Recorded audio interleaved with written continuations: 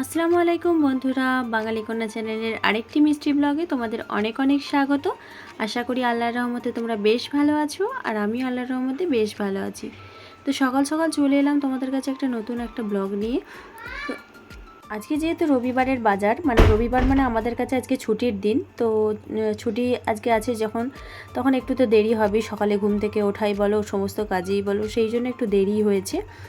তো আমি এখন চলে এসেছি বিছানাটা তুলে নিয়ে, আজকে বিছানার কভারগুলোকে ধুয়ে দেবো। আর এখানে দেখো না, আমাদের এই বেডের যে গদিটা রয়েছে এখানটা না বসে গেছে, সেই জন্য এই কাঁথাটা দিলে একটু উঁচু মতো হয়, নাহলে শোবার সময় না পিঠটা কোমরটা যখন উঁচু নিচু হয়ে যায় তখন শুলে খুব কোমরের যন্ত্রণা হয়, সেই জন্য কাঁথাটা সবসময় দিয়ে রাখি। এখন আমি এই কভারগুলোকে সরিয়ে দিয়ে এখন আমি বেডটাকে ভালো করে একটু ঝেড়ে দিচ্ছি। গদিটাই দেখতেই পাচ্ছ বেশ একটু ধুলো ধুলো মতো হয়ে রয়েছে। গদিটাকে ভেবেছিলাম আজকে তুলে রোদে দেবো, কিন্তু রোদের খুব একটা জোর নেই, সেই জন্য রোদে দিতে পারলাম না। তো কভারগুলোকেই শুধুমাত্র তুলে নিয়েছি, এখন ওইগুলোকেও কিন্তু তুলে নিয়ে যে বাইরে রেখে দেবো, কারণ এগুলোকে ভিজিয়ে রেখে দেবো, তারপরে কিন্তু ধোয়া কাচাগুলো করে নিতে হবে। যেহেতু বললাম সকাল দেরি হয়ে গেছে, সকাল সকাল কিন্তু আজকে নয়, কারণ আজকে উঠতেই একটু দেরি, কারণ রবিবারের বাজার। এখন আমি ভালো করে ঝাড়ু দিয়ে নিচ্ছি ঘরটা, সব মানে বিছানাগুলো সব ঝাড়া হয়েছে, তো ভালো করে তো কিন্তু বাসি ঘরটা ঝাড় দিতেই হবে, কিছু করার নেই। তো এখন সুন্দর করে ঘরগুলো ঝাড় দিয়ে নিচ্ছি। দেখতেই পাচ্ছ চারিদিকগুলো কীরকম হয়ে রয়েছে। আর এদিকটা আমি দোকান ঘরে চলে এসেছি, দোকান ঘরটাকে ভালো করে পরিষ্কার করে দিচ্ছি। আর আমার ছেলে এখন চারিদিকে ঘুরছে, কারণ ওর মনের মতো কোনো কিছুই হচ্ছে না, সকাল থেকে কিন্তু সবার পিছনে পিছনে ঘুরছে। আজকে বললো পড়তে বসবো না, তাই আমি ওকে জোর করিনি, যেহেতু বাচ্চা এই বয়সে জোর করে পড়তে বসানোটাও কিন্তু ঠিক নয়, তো সেই জন্য জোর করলাম না। তো এখন আমি চলে এসেছি এই ঘরটা ঝাড়ু দিতে, তাই সুন্দর করে পরিষ্কার করে ঝাড়ুগুলো দিয়ে নিচ্ছি। আর দেখো চারিদিকগুলো ঝাড়ু দেওয়া না দিলে কিন্তু দেখতেই পাচ্ছ কত সাদা হয়ে রয়েছে, সেগুলোকে সুন্দর করে ঝাড়ুগুলো না দিলে কিন্তু একদম আরও বেশি ফুটে থাকবে। আর সকালের বাসি ঘর ঝাড় দেওয়া মানে সংসারের যাতে মঙ্গল হয়, তার জন্য কিন্তু তাড়াতাড়ি ফোন এসেছিলো বলে আবার একটু দাঁড়িয়ে গেলাম ফোনটা দেখতে, কে ফোন করেছিল। তো যাই হোক, ফোনটা রেখে দিচ্ছি এখন, কারণ ফোনটা এখন আমার দেখলে চলবে না যে কে ফোন করেছিল, করে ফোনে তার সঙ্গে কথা বললে আমার কাজে দেরি হয়ে যাবে। সেই জন্য আমি তাড়াতাড়ি আগে চেষ্টা করছি ঘরটা ঝাড় দিতে। দেখতেই পাচ্ছ প্রায় 8টা বাজতে চলেছে, 8টা বাজতে চলেছে মানে অনেকটা বেলা হয়ে গেছে। সকালে এতটাক্ষণ বাসি ঘর রাখাটাও কিন্তু ঠিক নয়। দেখো আমি এখানটা ঝাড়ু দিচ্ছিলাম, আর এখানে কিন্তু কিছু বাসন রাখা আছে, যেগুলো আমাদের সকালে খাওয়া হয়েছে, সেগুলোই কিন্তু এখানে জড়ো করে রাখা আছে এক কাছে। সেগুলোকে কিন্তু পরিষ্কার করে ধুয়ে নিতে হবে। আমরা যখনই খাই সকলে কিন্তু বসে এক কাছেই খাওয়ার চেষ্টা করি, আর এক কাছে খেলে কিন্তু বেশ মনে একটা শান্তি, নিজে একসঙ্গে সবাই মিলে থেকে ভালো খাওয়া দাওয়া রান্না বাড়া সব কিছুই কিন্তু একটা মনের আলাদা শান্তি। তো এখন আমি বাসনগুলো এখানে রেখে দিয়ে বাইরেটা ঝাড় দিতে গেছি, বাইরেটা ভালো করে পরিষ্কার করে ঝাড়ু দিয়ে নিচ্ছি, কারণ এই জায়গাটায় ঝাড়টা কিন্তু আলাদা দিয়ে বেশিরভাগ সময় পরিষ্কার করা হয়। এখন আমি চলে গেছি ঘরের দিকে, ঘর থেকে বেরিয়ে আসছি বাসনের ঝাঁকাগুলো নিয়ে, কারণ এগুলোকে এখন ভালো করে পরিষ্কার করে সুন্দর করে ধুয়ে নিতে হবে। আর উঠোনে কত জামা কাপড় দেখতেই পাচ্ছ, সকালবেলা কিন্তু ছোটো দেওরের আজকে ছুটি নেই, তো ছোটো দেওর ছুটি চলে গেছে, তার জন্য সমস্ত কিছু জামা কাপড় ধুয়ে কিন্তু ওখানেই রেখে গেছে। ছাদে দিতে গেলে কিন্তু অনেকটা সময় লাগে, সেই জন্য ওখানেই মেলা দেওয়া হয়েছে। এখন আমি এখানের বাসনগুলো সকালে যেগুলো খাওয়া হয়েছে সেগুলো কিন্তু ধুয়ে নেব, তার জন্য কিন্তু উনুন থেকে কিছু ছাই নিয়ে নিচ্ছি, যে ছাইগুলো দিয়ে কিন্তু আমি বাসন ধোবো। তো উনুনের যে ছাইগুলো কিন্তু একদম নরম, এই উনুনের ছাইগুলো দিয়ে কিন্তু ধোবো। তো আমি তোমাদেরকে আগে আমি দেখিয়েছিলাম যে আমার এখনও সাবান নেওয়া হয়নি, তো হঠাৎ করে মনে পড়লো যে পাশেই একটা দোকান আছে, সেখান থেকে একটা ছোট্ট সাবান কিনে নিয়ে আসি। তাই পাশে একটা যে দোকান ছিল সেখান থেকে একটা ছোট্ট সাবান কিনে নিয়ে এসেছি, যে সাবানটা দিয়ে কিন্তু আমি আমার বাসন ধোয়ার কাজগুলো করে নিচ্ছি। কারণ বাসন ধোয়ার সময় তেল জাতীয় যে জিনিসগুলো থাকে তাতে কিন্তু একটু সাবানের দরকার হয়েই থাকে, সেই জন্য ওই সাবানগুলো দিয়ে না ধুলে কিন্তু তেলগুলো খুব একটা যায় না, বাসন যেন ভালো একটা পরিষ্কার হয় না, সেই জন্য খুবই অসুবিধা হয়ে যায়।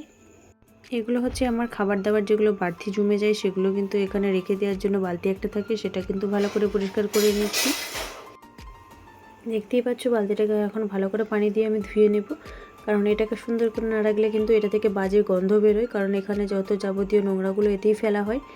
এখন আমি চারিদিকে বাসন যেগুলো আছে সেগুলো একটু একটু করে ভিজিয়ে দিচ্ছি, কারণ সকাল থেকে অনেক কিছুই জমে আছে, যার জন্য এগুলো কিন্তু শক্ত হয়ে গেছে। সেগুলোকে না ভালো করে ভিজিয়ে দিলে কিন্তু ভালো করে বাসনগুলো ছাড়ে না, সেই জন্য ভালো করে সুন্দর করে ভিজিয়ে দিয়ে কিন্তু আগে যেগুলো ছিল সেগুলোকে কিন্তু আমি পানি দিয়ে ভালো করে তুলে আগে অন্য জায়গায় ফেলে দিলাম, যে জায়গাটায় আমাদের কাজে লাগে না সেই জায়গায় ফেলে দিলাম। আর এখন আমি ভালো করে কড়াইটা ধুয়ে নিচ্ছি, কড়াই খুন্তি মানে যেগুলোকে আগে থেকে ভিজিয়ে নরম হয়ে গেল সেগুলো কিন্তু ভালো করে ধুয়ে নিচ্ছি।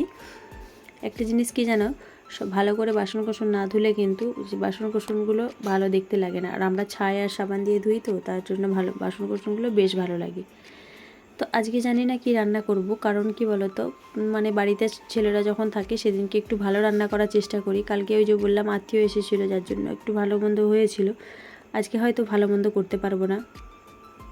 রোজকার ভালো মন্দ খাবার মতো ক্ষমতা আমাদের নেই, কারণ অল্প যেহেতু ইনকাম কম, সেহেতু আমাদেরকে কম সময়ের মধ্যে দিয়ে যেমন করে হোক কাটাতে হয়। তো রোজকার যে ভালো মন্দ মাছ মাংস ডিম খাবো সেটাও কিন্তু সব সময় হয় না। কিছুদিন আগে বৃষ্টির কারণে আমাদের এখানে ছোট ছোট চুনো মাছগুলো পুঁটি মাছের বাচ্চাগুলোকে পেয়েছিল, সেই জন্য সেইগুলো কিন্তু রান্না হবে আজকে। ভাবছি সেই পুঁটি মাছগুলো দিয়ে আজকে রান্না করব। ছোট ছোট মাছ আছে যেগুলোতে কিন্তু কোনো অসুবিধা হবে না, যে বড় মাছই খেতে হবে তার কোনো মানে নেই, ছোট মাছ দিয়েও কিন্তু কাজ চলে যাবে। এখন আমি এগুলোকে ভালো করে পরিষ্কার করে ধুয়ে নিচ্ছি, এগুলো ভালো করে মেজে নিচ্ছি। এগুলো কিন্তু সকালের যেগুলো জিনিস সেগুলোকে কিন্তু মেজে নিলে আবার এক সময় কিন্তু হাঁড়ি বাসন কোসন মাজার সময় হয়ে যাবে। এখন আমি হাঁড়ি বাসন কোসন মেজে গ্যাস পাড়ায় চলে এলাম। গ্যাসের কাছে এসে গ্যাসটা ভালো করে মুছে নিচ্ছি, যেহেতু সকালবেলা হয়ে গেছে রান্না বান্না, সেহেতু এখনও গ্যাস কিন্তু মোছা হয়নি। তো এখন মুছে নিচ্ছি। সকালে রান্নাটা খুবই তাড়াতাড়ি থাকে, সেই জন্য না খুব একটা ভালো করে মোছা হয় না। আর সকালবেলা মোছাটার জন্য ওই জন্য যখন রান্না বান্না খাওয়া দাওয়া সেরে যখন এখানে আসি তখনই কিন্তু মুছি, কারণ না হলে সকালে তাড়াহুড়ো করে মুছলে গ্যাসটা যেন ভালোই মোছা হয় না। সেই জন্য দেরি করে হোক, তবু কিন্তু ভালো করে হোক, সেটাই আমরা সবসময় চাই। আর একটা জিনিস কি, পরিষ্কার পরিচ্ছন্নটা কিন্তু একটা আলাদা জিনিস। পরিষ্কার পরিচ্ছন্ন থাকলে তুমি ছেঁড়া ফাটা জামা পরে থাকলেও সেটা যদি পরিষ্কার পরিচ্ছন্ন থাকে সেটাও কিন্তু দেখতে সুন্দর লাগে। খারাপটা আসলে পরিষ্কার না থাকলে যদি ভালো জামাও পরে থাকো তাতে কিন্তু দেখতে খারাপ লাগবে। এটাই হচ্ছে ব্যাপার, পরিষ্কার পরিচ্ছন্নটা আলাদা জিনিস। আমি এখন যেগুলো ধোয়াধুয়ি করব সেগুলো এখানে চলে এসেছি ভিজিয়ে দিতে।